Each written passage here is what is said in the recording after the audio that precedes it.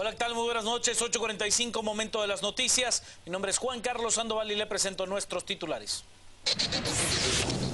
Azúcar de Guatemala presenta los titulares.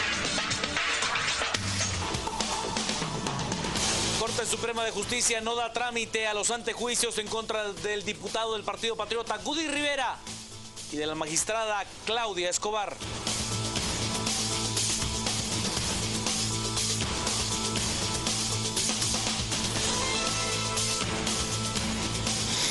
Los Estados Unidos niega la posibilidad de que el expresidente de Guatemala, Alfonso Portillo Cabrera, cumpla la parte final de su condena en territorio guatemalteco.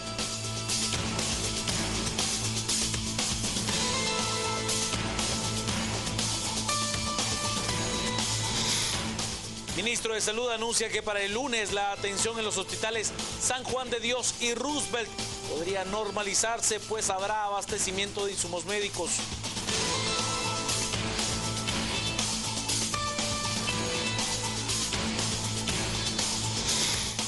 Otto Pérez Molina, junto a los presidentes de Honduras y El Salvador, se reúnen con el vicepresidente estadounidense Joe Biden. Esto con el objetivo de discutir un plan para reducir la migración del Triángulo Norte.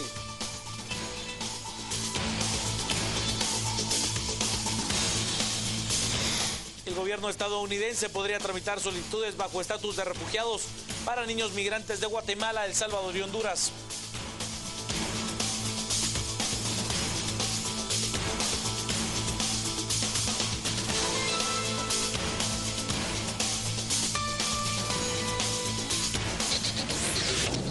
Azúcar de Guatemala presentó los titulares. El presidente de Guatemala, Otto Pérez Molina, junto con sus homólogos de Honduras y El Salvador, se reunió con el vicepresidente norteamericano Joe Biden. Según el presidente Otto Pérez, su homólogo Barack Obama estará realizando una declaración importante en el tema de migración la próxima semana. El presidente Otto Pérez Molina se reunió junto a sus homólogos de El Salvador y Honduras con el vicepresidente de los Estados Unidos, Joseph Biden, para tratar el tema de la migración y sobre todo cómo reducirla, previniendo el fenómeno a través de invertir en el Triángulo Norte. Durante la reunión, el mandatario dijo que el presidente de Estados Unidos, Barack Obama, dará un anuncio importante la próxima semana, que sería de beneficio para los migrantes. Lo que nos confirmó es que en pocos días el presidente Obama va a estar haciendo una importante declaración en relación al tema de los migrantes. No entró en detalles y no quiso adelantarse a las declaraciones que el presidente Obama va a anunciar muy pronto. Es cuestión de días que el presidente Obama va a hacer el anuncio de medidas que va a tomar el Ejecutivo en relación al tema de los migrantes. Algunos medios sí nos comentaron que qué nos parecía a nosotros la decisión que estaba haciendo el presidente Obama en relación a que los menores que están aquí pudieran legalizarse, o que también si ya nacieron aquí, que puedan legalizarse en caso que los papás no estén legalizados.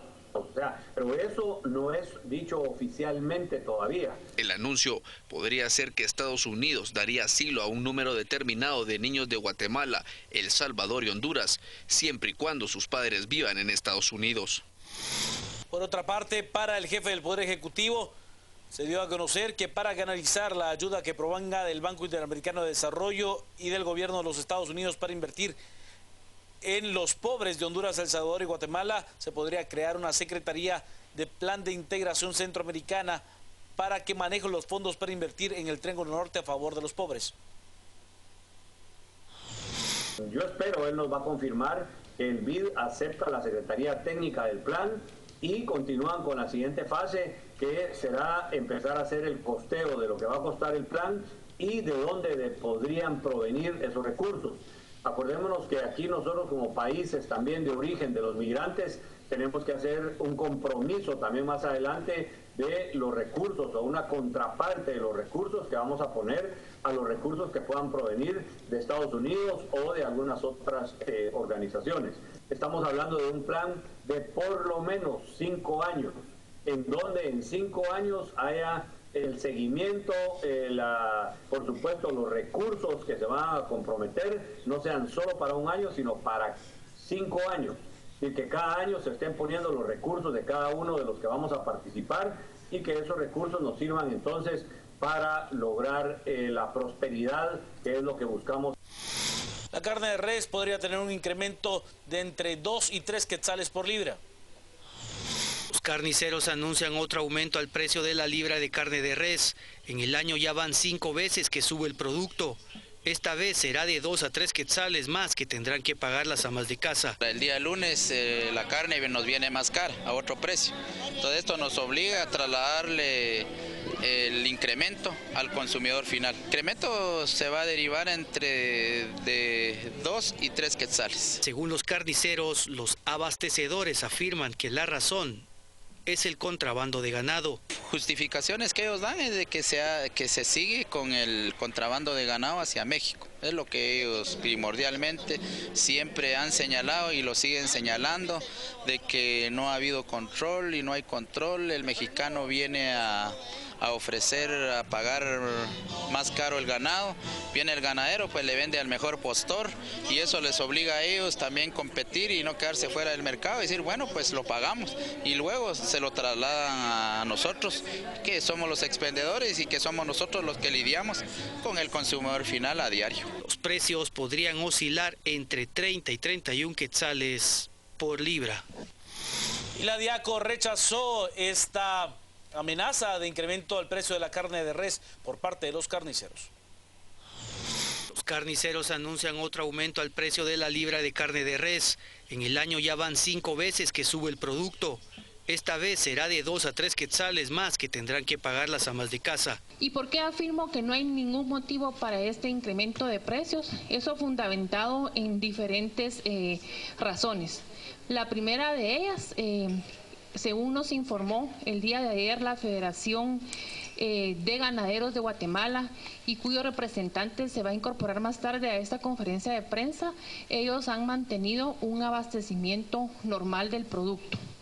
En segundo lugar, en la historia de Guatemala y a nivel mundial, los precios de las gasolinas están en uno de sus niveles más bajos, por lo tanto, esto debería incluso contribuir a reducir los costos de lo que es la comercialización del producto de la carne. En tercer lugar, hay condiciones adecuadas en cuanto a la producción del ganado. Y en quinto lugar, también nos acompaña acá el secretario de la Comisión Nacional contra el Contrabando, CONACON, el licenciado Manuel Chocano, quien nos ha manifestado de las acciones que se han realizado para evitar el contrabando de este producto. Según los carniceros, los abastecedores afirman que la razón es el contrabando de ganado. Que hay tolerancia cero a los precios altos y a los abusos en el mercado. Recordemos que existen 10 derechos de los consumidores, los cuales están ratificados por Naciones Unidas, y que la Diaco pues actuará con todo el peso de la ley, e igualmente no dudamos en colocar las denuncias en el Ministerio Público, a las cuales también les hemos estado dando seguimiento para que sean sancionados con todas estas multas. Y recordemos que el artículo 342 del Código Penal establece multas de 1,000 a 100,000 quetzales y cárcel de 3 a 5 años. Los precios podrían oscilar entre 30 y 31 quetzales por libra. El presidente de Guatemala, Alfonso Portillo Cabrera, tendrá que cumplir el resto de su condena de cárcel en los Estados Unidos. El gobierno norteamericano rechazó su petición de cumplir esa pena de cárcel en territorio nacional. El expresidente Alfonso Portillo Cabrera no regresará a Guatemala este diciembre a terminar la condena que le impuso la justicia estadounidense de 5 años y 10 meses por haber recibido sobornos por $2.5 millones de Taiwán. El abogado defensor del exmandatario David Pineda afirma que Estados Unidos incumplió con la condición que la CC le impuso a Guatemala y a Norteamérica para entregarlo a la Corte Federal de Nueva York. El gobierno, a través del Departamento de Justicia, ha decidido denegar la solicitud del expresidente Portillo de venir a Guatemala a terminar de cumplir su sentencia.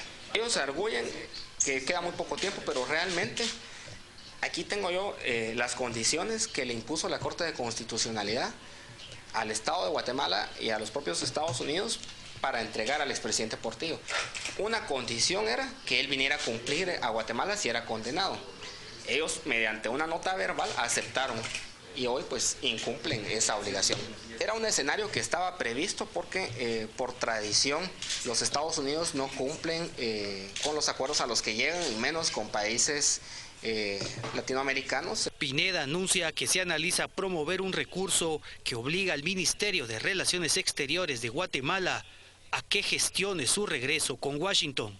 Vamos a evaluar, y si el expresidente Portillo lo considera también, solicitar una debida ejecución de la sentencia de amparo para que se obligue a las autoridades guatemaltecas de la Cancillería a gestionar por la vía diplomática el cumplimiento de las condiciones que Estados Unidos en su momento dijo que iba a cumplir fielmente, pero eso es algo que se va a evaluar. La Corte Suprema de Justicia no dará trámite a los procesos de antejuicio en contra del diputado Gudy Rivera y la magistrada Claudia Escobar. En una sesión extraordinaria que inició a las 9 de la mañana, el Pleno de Magistrados rechazó los antejuicios en contra del diputado Gudy Rivera y de la magistrada Claudia Escobar. Según los funcionarios, no se encontraron hechos concretos para nombrar un juez pesquisidor. Durante la sesión se escucharon audios que presentaron Rivera y Escobar como medio de prueba. Sí, fueron rechazados los dos antejuicios. Ajá. ¿Y qué argumento, bajo qué argumentos? Bajo los argumentos ustedes que realmente se consideran de que no hay indicaciones directas y que son cuestiones puras. En la ronda de votaciones de los 13 magistrados, 8 rechazaron el antejuicio y 5 votaron para nombrar juez pesquisidor, por lo que la resolución se confirmó por mayoría. Los magistrados que votaron a favor que siguiera el antejuicio son Gabriela Gómez, Gabriel Medrano, Arturo Sierra, Luis Archila y Rogelio Sarceño. Los otros que votaron a favor de engavetar el antejuicio son el presidente en funciones, Eric Álvarez, Brenda Quiñones, Gustavo Mendizábal, Héctor Maldonado, Juan Carlos Ocañoa, Luis Pineda, Magnor Franco y Gustavo Bonilla. La próxima semana ya se podría tener una normalización del servicio en los hospitales nacionales San Juan de Dios y Roosevelt. El ministro de Salud, Luis Enrique Monterroso, anunció que la atención a pacientes de los hospitales San Juan de Dios y Roosevelt podría normalizarse a partir del lunes. Según Monterroso, se entregará a los proveedores la lista de insumos para los nosocomios, con el objetivo de que la próxima semana se inicie el abastecimiento. La propuesta que se está haciendo con los proveedores farmacéuticos, en este caso no es con un proveedor en concreto, sino que es con la gremial en el marco de la Cámara de la Industria y la Cámara de Comercio, es que ya establecimos un sistema de trabajo, un sistema de control de cuentas por pagar, que es un sistema informático que a los proveedores les ha parecido de muy buena calidad, óptimo, lo reconocen ellos, que les permite ver cómo está su factura, en qué proceso se encuentra del cobro y en qué proceso se encuentra de pago. Ellos pueden hacer la verificación factura por factura, es un programa que se llama Cuentas por Pagar, CXP le hemos denominado, al que tienen acceso todos los proveedores. Igualmente está un control de abastecimiento, el sistema de control de almacén, que se llama SICODA, que son dos modelos nuevos de trabajo para que el proveedor sepa a partir de cuánto va a ser el requerimiento que el Ministerio de Salud Pública le haga. En cuanto a la falta de atención en consultas externas, indicó que siguen cerradas las de los hospitales de Izabal, Cobán, Alta Verapaz y la del Hospital Infantil de Infectología ubicado en la zona 11. Momento del clima, Diana Guerra.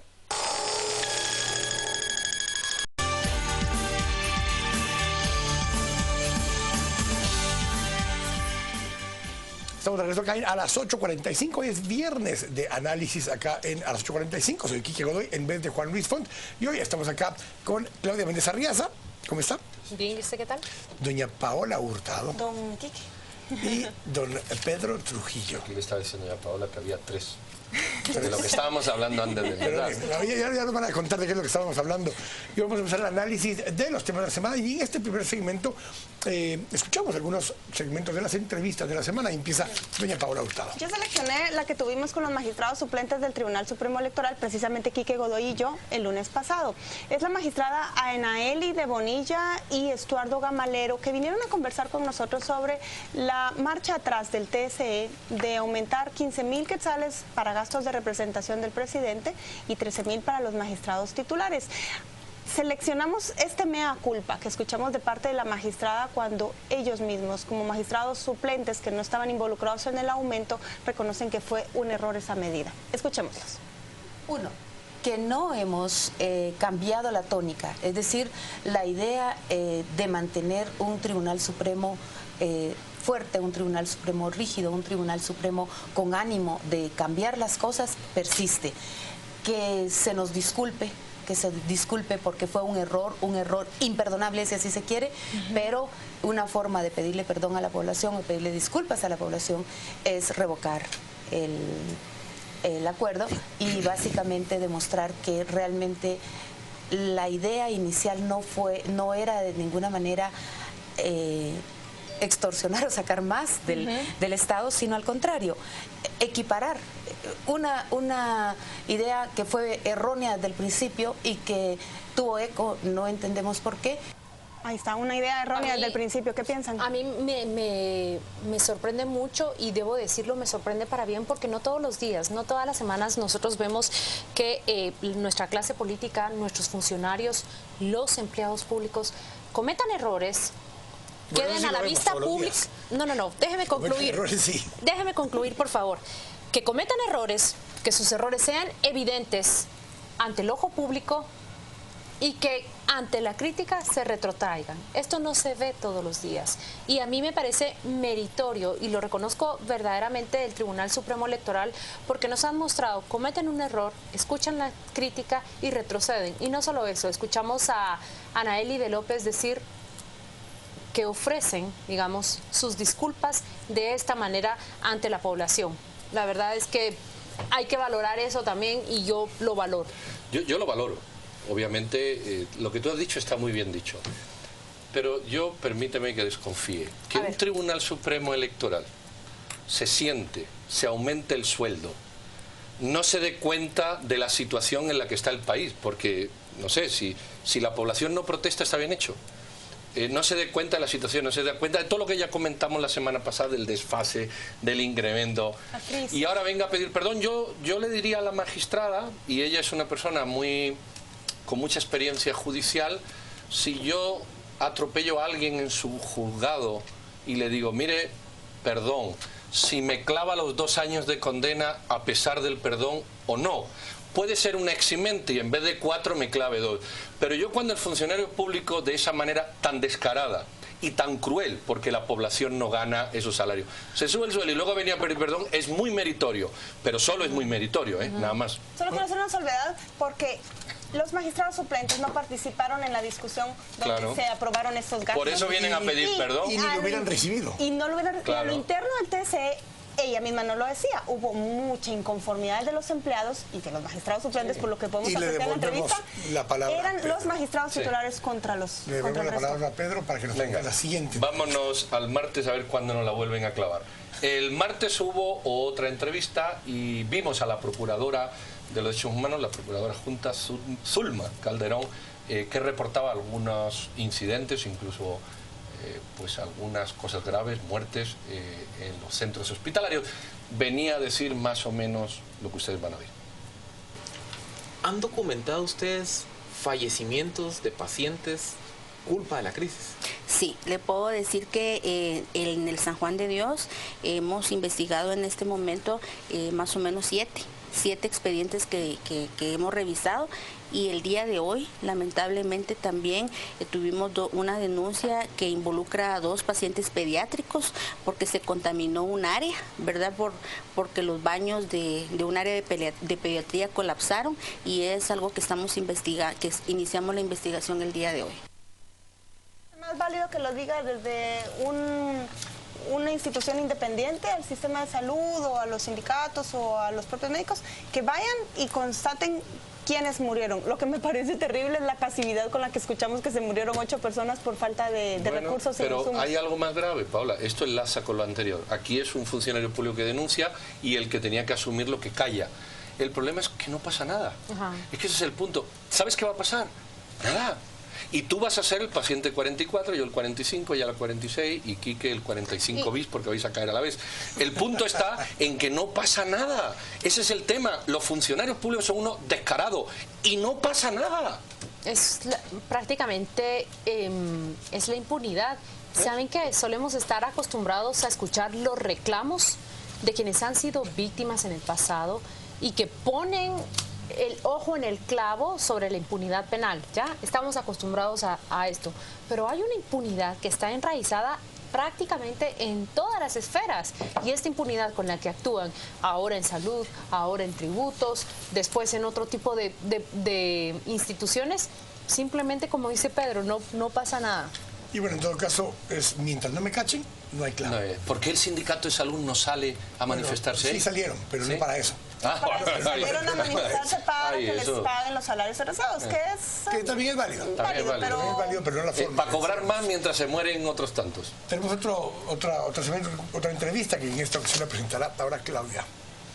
Esto es lo que Mauricio López Bonilla le contó a los entrevistadores del miércoles sobre esos bloqueos que se estaban celebrando en diferentes puntos del país. Los bloqueos empezaron ayer. Ayer tuvimos actuaciones para desalojar diferentes lugares. Por ejemplo, en el caso del Boquerón, lo desalojamos ayer. En el caso de Amberes, en Santa Rosa, lo desalojamos ayer también. Hoy regresaron al Boquerón. Hoy tuvimos que capturar personas. Tenemos 14 capturados ahí y tenemos un capturado de las acciones en Sanarate. Actuamos en el marco de la ley. El amparo para mí no era necesario, ¿verdad?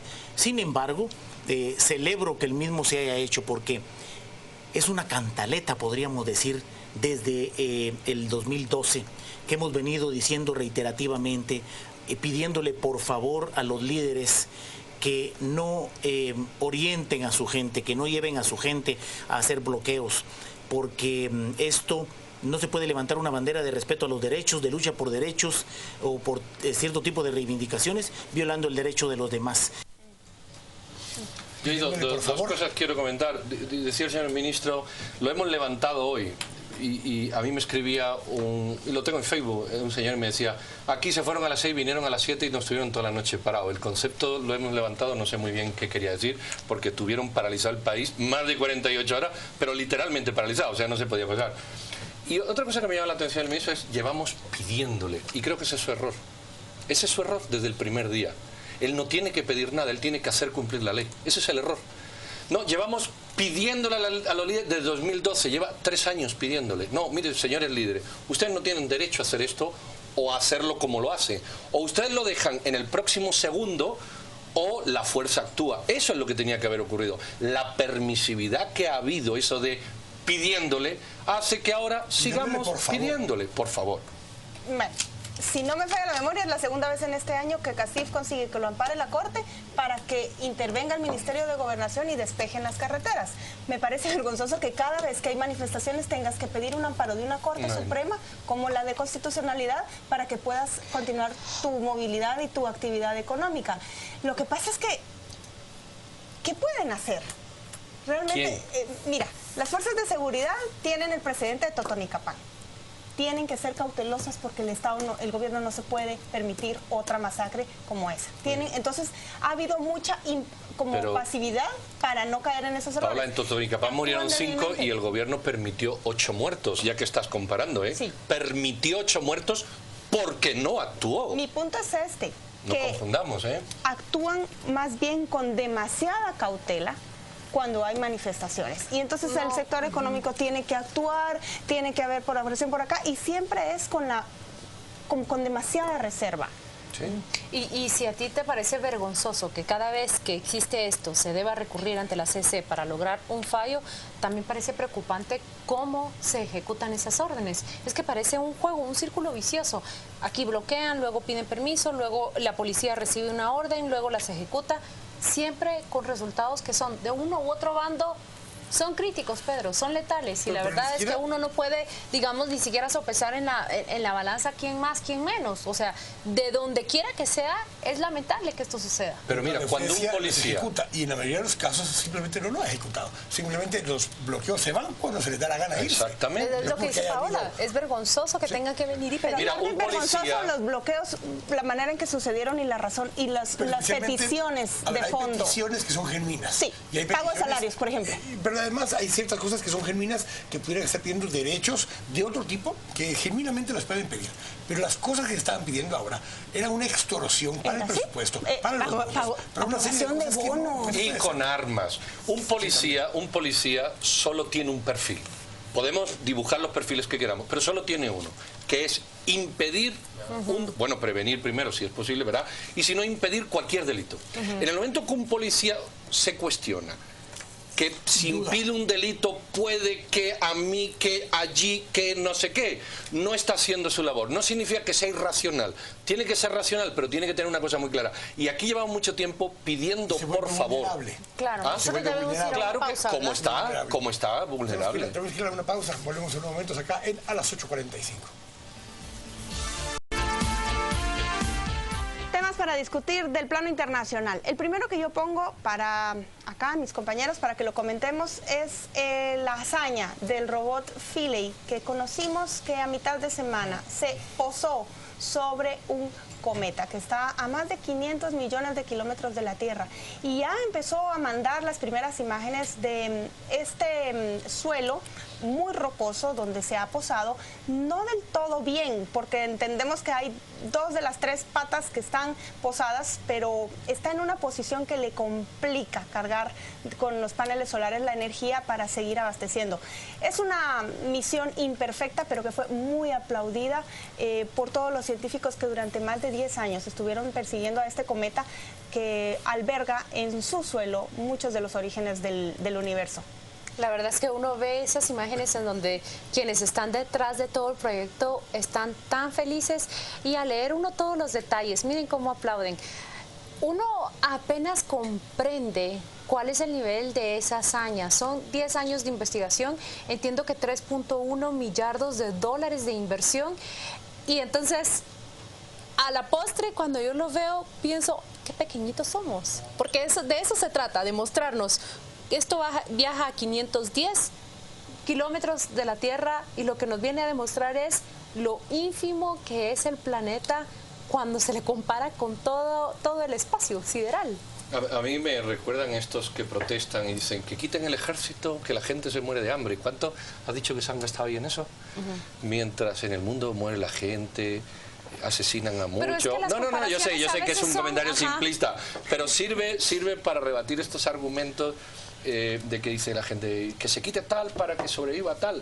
Yo creo que esto es la tecnología del futuro, lo que hay, la dimensión que tú has dicho, pero también posiciona determinados discursos comparativos. Y cuando todos aplaudimos 5.000 millones de dólares para que un robot se pose en un de estos y luego nos quejamos si 350.000 quetzales pueden salvar la vida de un niño, save the children. ¿Y por qué Naciones Unidas no pone eso en onda? Como que me desbalancea. A mí la cifra que me vino a la mente es 91.35%. Y es el número de graduandos de este año que reprobaron las habilidades en matemáticas. Ninguno de esos va a mandar ese robot, ni lo va a entender siquiera. No hay dinero en las condiciones prácticamente. En el centro de operaciones. Pero felicidades a los del felicidades. Miren, otro anuncio que generó muchos comentarios y mucho malestar, sobre todo entre los republicanos en Estados Unidos, fue el que hizo el presidente Barack Obama, de que están ya agilizando las medidas unilaterales de parte del gobierno para poder regularizar masivamente a inmigrantes indocumentados o sin papeles. Lo que ha anunciado Obama se traduce, según publicaciones como la del New York Times, en que al menos 5 millones de indocumentados podrían recibir permisos de trabajo, por ejemplo, o regularizarse mientras el Congreso aprueba una reforma migratoria cada vez más lejana. Y la principal crítica es porque el gobierno no solo va a invertir altos recursos en eso, sino porque lo está haciendo unilateralmente. Bueno, aquí, por eso último, por lo último que dices unilateralmente, es que la pregunta es, Obama anuncia, pero ¿quién dispone? Y la pregunta es, ¿va a lograrlo? No, pero es que esto es la reacción Obama a su pérdida electoral. Claro. Esto es puramente una lavada de imagen estratégica. Pero también... Primero, él dijo, voy a gobernar a golpe de decreto porque el Senado ya no es mío.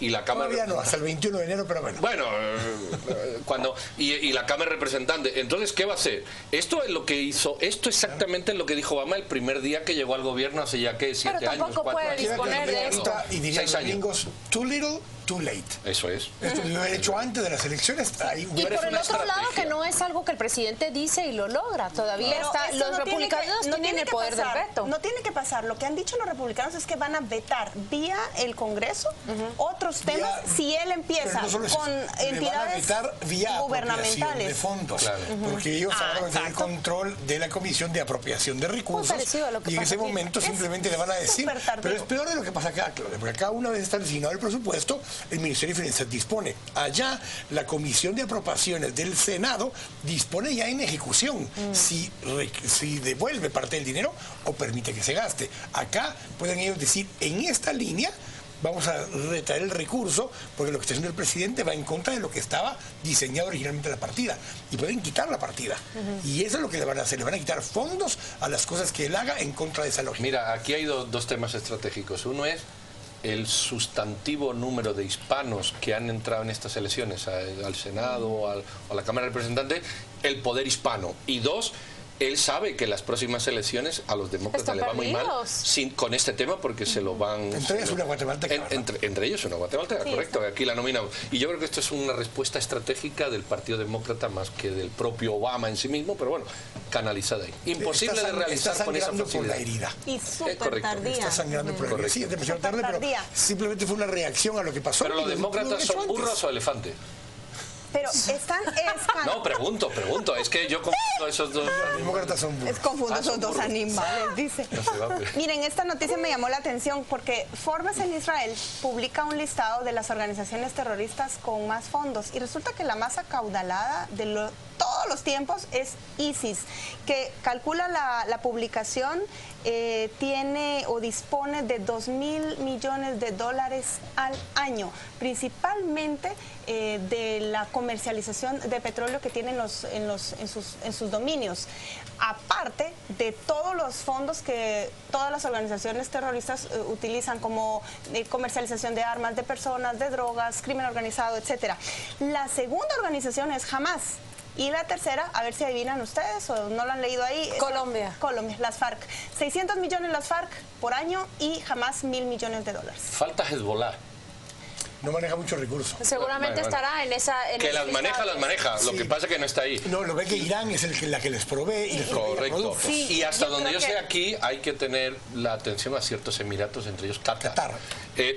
Esto lo que demuestra es que los conflictos en Israel entre palestinos e israelitas, como aquí las marchas pacíficas campesinas, es el mismo uso del lenguaje inapropiado. Es una lucha entre un Estado legítimo como es Israel y otro que podría ser lo que es la autoridad palestina, pero que está controlado por grupos terroristas que tienen más presupuesto de los que aquí tiene un Ministerio de Salud o un Ministerio de Gobernación, y que asesinan y matan precisamente porque necesitan dinero, que es exactamente la misma tónica de ciertos grupos de ONGs aquí. Necesitan el bochinche para ser financiados, y hay que decir las cosas claras. Tanto terrorismo hay en Oriente Medio, desde la perspectiva del ejercicio del terror de estas organizaciones y captar dinero, como aquí hay ejercicio del terror para gastar también dinero. Sí, claro, la definición de terror cambia de una latitud a otra, comparto esto. Pero a mí lo que me gusta de este listado y del caudal de fondos que pueden ahorrar y agrupar estas instituciones es la provisión. No solo es el petróleo, ojo, el petróleo es una de las fuentes. Lo que hay que tener es los ojos bien abiertos en cuáles son las otras fuentes de financiamiento que tienen, porque es que allí, a lo largo de la historia, se han dado cada sorpresa. Bueno, en América Latina hay detectadas zonas como la Triple Frontera, México, la comunidad Wayuu, en Venezuela, parte del Caribe, Jamaica, Trinidad y Tobago, Argentina, Brasil, donde hay comunidades islámicas radicales que lo que hacen es precisamente captar fondos, vender e incluso vender bajo apariencia correcta mercadería, que son fondos que van a las organizaciones terroristas. Y ahí están muchas las razones por las que las negociaciones de paz siempre fracasan, porque entonces es cortar toda esa fuente de financiamiento. Pues deberíamos de leer estos para aprender lo que pasa aquí. Pues... Vamos a corte y regresamos con temas nacionales. Temas nacionales, estamos acá en viernes a las 8:45. Volvemos en un momento.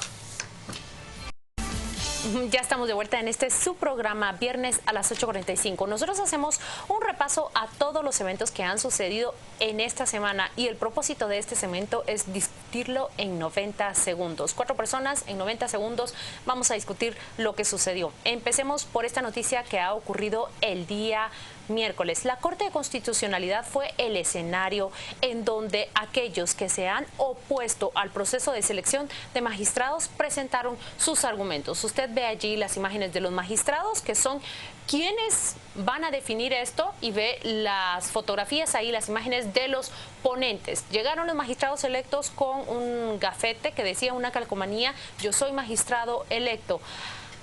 Ha sucedido a lo largo de la semana varias cuestiones. Ahí usted ve a Héctor Hugo Pérez Aguilera, se ha planteado un amparo para que él se retire de esa discusión. Lo que la Corte de Constitucionalidad tiene en juego es la definición. ¿Se quedan los electos? ¿Se van? ¿Se anula completamente el proceso o simplemente se regresa al Congreso para que se repita esa elección? ¿Qué tienen que comentar ustedes al respecto? Mira, yo creo que lo que tenemos es, uno, transmitir un mensaje de que lo que ocurre hay que respetarlo. Hay que respetarlo, porque no haya más recursos ese. Y dos, que yo hasta ahora no he visto más pruebas, no digo que no las haya, no he visto más pruebas que recorte de prensa. Y varios amicus curiae que se han presentado para intentar participar en esto, cosa que me parece bien. Entonces, mi posición es, a ver si deciden y respetemos la decisión, porque lo que decidan es lo último que hay. Si no, nos echamos el sistema de justicia al suelo. Podemos comentarla, pero poco más. Yo tengo poco que comentar de la vista, era lo que se suponía, llegan los que interpusieron los recursos a explicar y los que están en contra a explicar por qué venían a tomar posición. Lo que me llama la atención es que escogieron los segundos a Mario David García como su vocero, quien aprovecha en su alocución para despotricar contra la CICIG. Vaya vocero el que buscaron los magistrados electos, alguien que frontalmente estaba en contra de la Comisión Internacional contra la Impunidad y aprovechó el momento para lanzar sus dardos. A mí me llama la atención simplemente el comentario del magistrado Archila, Luis Archila, una de las sentencias, una resolución, un comentario donde él dice que a él le parece que todo es en procedimiento legal, aunque no ideal, no adecuado, no lo que se hubiera querido como resultado, pero entre eso y que sea entonces ilegal el proceso, creo que ahí, en esa línea muy fina, es donde vamos a tener que poder respetar lo que sea que se resuelva. Porque lo que ahí se discute es la legalidad. Claro. Ese es el no punto. Si son apropiados o no. Eso es otra cosa. Si todos los procedimientos se han apegado o si el fondo de los procedimientos respetan el carácter y el espíritu de la Constitución.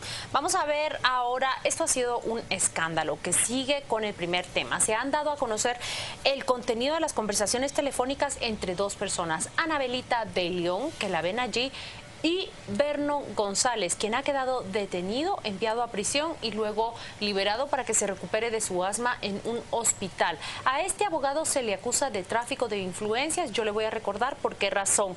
Él es el intermediario que hace encontrar a Claudia Escobar, la magistrada, y a Gudy Rivera. ¿Qué era lo que querían? Que ella se diera un amparo a favor de Roxana Valdetti. ¿Y qué iban a dar ellos a cambio? En concreto, el diputado Gudy Rivera lo que ofrece es una reelección para un nuevo periodo en la sala de apelaciones. Hay otro dato que vale la pena añadir a esta nota, y es que hoy por la tarde hemos conocido que la Corte Suprema de Justicia ha emitido un fallo que por mayoría rechaza de tajo el antejuicio planteado en contra de Gudy Rivera precisamente por el tráfico de influencias. Bueno, pues tú lo has dicho, el comentario de que había un antejuicio ha sido rechazado y habrá que ver la validez de este. Yo creo que le damos mucha importancia mediática a hechos que evaluamos que luego no se corresponden con el tema jurídico. Yo vaticiné aquí una cosa y la sigo vaticinando. Creo que estas cosas son de hecho deplorables. De derecho ya no estoy tan seguro, que es exactamente el tema anterior. Hay que ver las cosas de derecho y no de hecho, y luego más adelante ajustar el hecho y el derecho para que no vuelvan a ocurrir. Pero ¿dónde me dejas la conversación entre Anabela de León? Anabelita le dice a Claudia porque así lo presentó el Ministerio Público, y se deduce que es Anabela de León no solo por la forma de hablar, sino porque es un ascendiente sobre Vernon, que le da las instrucciones y le dice, me invitaron a Emisoras Unidas con Felipe Valenzuela para hablar, y el presidente, cuando involucra al presidente, empiezo a entender más las cosas. no era un abogado. Era lo que tú siempre decías. ¿Quién era? No era un listo con iniciativa, era un enviado, empleado de Anabela de León, con la connivencia de ella, que tiene la connivencia del presidente de la República para que gestionen vía el diputado Woody Rivera un amparo a favor de la vicepresidenta. Ahí ya me encaja un poco. Ojo que una parte de las pláticas dicen, le recordé al presidente todo lo que hemos hecho por la señora. Yo creo que hay una cosa, ¿Qué más? Hay una cosa que hay que resaltar, y es que Vernon se escucha temeroso durante toda esa conversación, y lo que está buscando, porque cree que lo van a despedir, buscando a Anabela es calmarlo, tal vez para que no cante igual que ella. Que tranquilo, mijo, tranquilo, para que mijo, no cante no así como canta ella, para que no cantara él. Ahora vamos a hablar de algo que sí hizo cantar a muchos, y fueron esos bloqueos en 20 puntos del país. Mire, de este a oeste los motivos eran diferentes, pero confluyen en una misma semana bloqueos a varias rutas del país, interamericana, atlántica. ¿Y qué se reclaman? La aprobación de bonos, la aprobación de la Ley de Desarrollo Rural, que se le pague a los empleados del Ministerio de Salud. Era un combo la situación, que se apruebe el presupuesto. Creo que también vi unas pancartas por allí. ¿Qué es lo que tienen que decir? Que eso es un popurrí de manifestaciones, sí, un costal de quejas, todas con razón, pero en el momento más pernicioso de la forma en que lo están exigiendo. No solo es un popurrí, sino que es una desfachatez. Salir a recoger todos los problemas del Estado para, en plena aprobación del presupuesto y de bonos, extorsionar. Era un combo, 2 por 1. Pero la fragancia popurrí huele bien. Esto no huele bien. Era un combo, 2 por 1, 3 por 1. No eran con razón, son sin razón. Bueno, que te paguen salarios atrasados, sí. No, sí, pero que te paguen lo que tú has negociado presionando para robar, no. No eran con razón. Eran grupúsculos y no eran marchas campesinas indígenas, que otra vez a los indígenas les sueltan el mochuelo y los indígenas no tienen que ver. Es un grupo de sinvergüenza, criminales, terroristas que disparan a mansalva y hieren a 5 policías y posiblemente mataron a este campesino, que luego dirán que la policía los disparó o que él se disparó también, como dijeron con aquel soldado allí.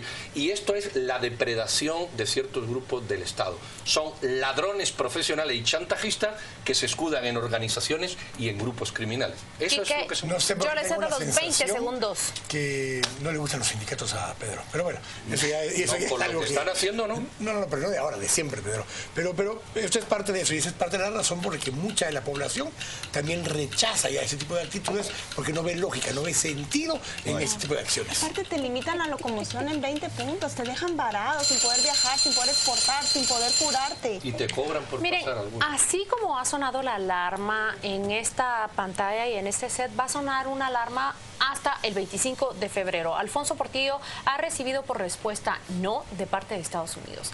No a que él venga a cumplir el resto de su condena acá a Guatemala. Pretendía el expresidente que el gobierno de Estados Unidos le favoreciera con una medida que le permitiera viajar a Guatemala y cumplir el resto de su condena acá. Bien, la respuesta ha sido yo creo que se echó las flores por adelantado el embajador nuestro en Guatemala, en Estados Unidos, el señor Julio Ligorría, que hace un par de semanas estaba anunciando cómo gestionó ante el gobierno de Estados Unidos y que tenían altas expectativas de que pudiera regresar incluso en noviembre. Ay, qué pena, ¿no? Porque mejor hubiera esperado, hubiera sido más cauteloso y no tener que quedar como alguien que se quiso cobrar los aplausos por adelantado. Mira, yo 2 cosas. Una, me gusta cuando la justicia norteamericana dice es hasta el 25, punto. Eso nos debe de enseñar a que cuando una ley o una norma se dice, se cumple. Eso me parece muy interesante. Y lo segundo es que al señor Portillo le acaban de quitar muchos problemas. Tenía problemas en qué cárcel iba, tenía problemas de frío, que aquí es invierno. Lo traen en veranito, ya se acabó y entra directo. Y más cerquita de la convocatoria, para que tenga más claro todo el camino. Y le quitan ese montón de buitres que están esperando que vengan para ver a quién va a apoyar. No están esperando, Paola. Están yendo a visitarlo semanalmente, sean 4 o 5 personas semanalmente a pedir cita para poder asistir y estar con él. Los buitres van a tener que pagar boleto. Y lo siguen pagando, porque querían llegar antes que se viniera. Y pues como ya no viene, de pronto lo irán a visitar para Navidad. Lo que yo no tengo muy claro, que siempre me he preguntado, es un expresidente con esta condena, aunque sea exterior, está impedido para presentarse a cualquier cargo público precisamente porque hay una condena en la que él reconoce... Ha sido vencido en juicio. Sí, pero él pierde los derechos políticos y civiles mientras esté en sentencia. Una vez termine su sentencia, el 25 de febrero, es una pregunta de fondo. En muchos lugares más allá del derecho, ese fondo sí. Pero no fue sentencia local. Claro. Y no incluyó esa prohibición. Pero ¿sabe qué? Yo creo que, y voy a ocupar un espacio de tiempo porque creo que la pregunta de Pedro es mucho más válida, es válida mucho más allá del texto, mucho más allá de lo que está escrito. Y creo que deberíamos de usar un segmento donde no corramos tanto el tiempo para discutirla. Me parece excelente pregunta como mucho de lo que plantea Pedro acá. Pedro. Bueno, vamos entonces con ganadores y perdedores. Venga, empezamos. Sí, por favor.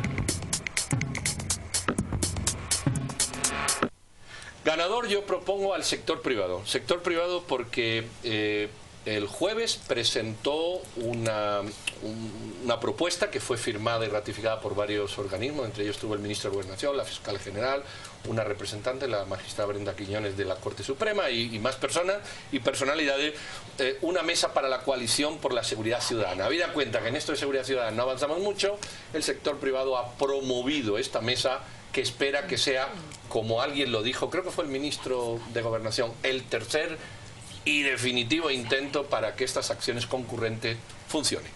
De perdedor yo propongo al gobierno porque no ha sido capaz, de momento, ¿verdad?, de aprobar el presupuesto 2015 porque no cuenta, digo yo que con la capacidad, ahora le llaman de negociar, pero bueno, la capacidad de negociar suficientemente entre los diputados, sobre todo de la oposición, para que reciban apoyo. Así que ahí tienen mi ganador y mi perdedor. Yo, dígame novelera, pero propongo como ganador al Centro de Operaciones de la Agencia Espacial Europea porque consiguió que el robot Philae se posara sobre un cometa. La primera vez que la humanidad consigue empezar a tomar imágenes de esta pieza que contiene mucho de nuestra historia. Y eso de un pequeño paso para el robot. Así también lo dijeron, así dijeron, es un gran salto para la humanidad, lo dijeron también los españoles. Y como candidata perdedora, yo propongo a doña Emi Mazariegos, la diputada patriota. ¡Hombre! No me hagan les otra gustó vez, el video, por favor, les gustó el video pero ¿por qué se propone como perdedora por esa imagen? ¿Qué pasa? Yo no hubiera querido esa imagen otra vez porque perdemos la compostura y Pedro peor. Yo no he dicho nada. Yo le propuse a ella porque ya se pidió una solicitud de antejuicio por parte de una trabajadora de salud llamada Dora Salguero, que se sintió aludida en esa conversación que le grabaron a la diputada con el jefe de área de salud en Huehuetenango. Lo que yo debo hacer la salvedad es que la señora Dora Salguero no apareció para dar explicaciones de por qué presentó esa solicitud y yo no sé qué hay detrás. Lo cierto es que Dorita. Dorita, ella es la Dorita, la de las conversaciones. ¿Detrás de qué? Detrás de esa... como me han mezclado las imágenes. Pasemos con Claudia. Lo que pasa es que a mí me distrae muchísimo, Pedro, con esos comentarios, de verdad. Entonces me cuesta concentrarme, pero les voy a presentar a mi ganadora. Se llama Mirna Amparo Herrera y es la mujer que ustedes ven en la imagen. Una ex trabajadora de la municipalidad de Misco que es despedida. Ella alega que su despido es ilegal y entonces inicia una batalla laboral. En la batalla laboral se consigue un acuerdo con el alcalde de Misco. Pero ¿qué sucede después? Una vez que Otto Pérez Leal asume en la alcaldía de Misco, se retractan de ese acuerdo y entonces un hecho que fue laboral se convierte en un hecho penal. Este simple conflicto de ese tipo empleador-empleado se ha llevado a Otto Pérez Leal al banquillo de los acusados.